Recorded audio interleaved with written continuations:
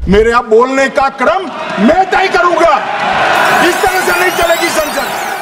भाई मतदाता सूची पुरानी हो या नहीं, आपका हारना तय है। ये मतदाता सूची से नहीं होता। इन्होंने कहा कि वोट चोरी से जीते। आपने सर्जिकल स्ट्राइक का विरोध किया, इसलिए हम जीते। आपने एयर स्ट्राइक का विरोध किया, इसलिए जीते।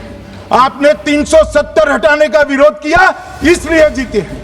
आपने राम मंदिर बनाने का विरोध किया, इसलिए जीते हैं।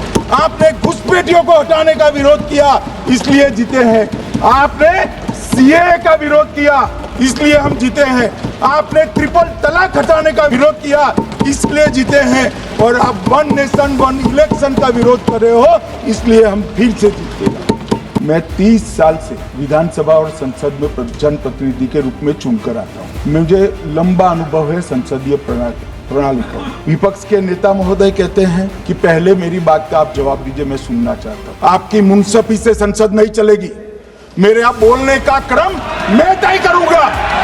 इस तरह से नहीं चलेगी संसद। अब मैं 3 वोट चोरी की घटनाएं बताना चाहता हूँ। सबसे पहली घटना हुई आजादी के बाद देश का प्रधानमंत्री तय करना था।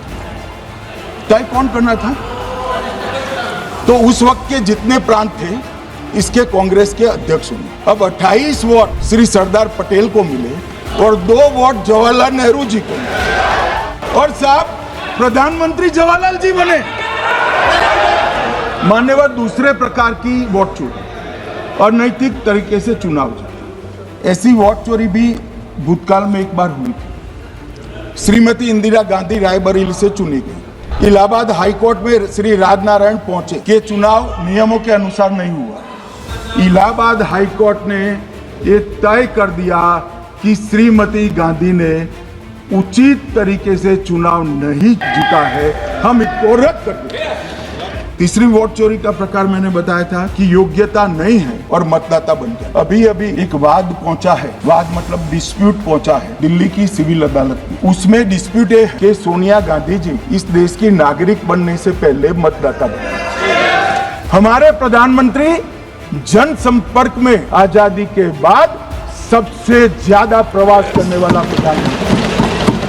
मैं जानता हूं नरेंद्र मोदी जी को 2001 से मैं बता सकता हूं, एक भी दिन की छुट्टी नहीं, एक भी वैकेशन नहीं, लगातार जनता का काम करना।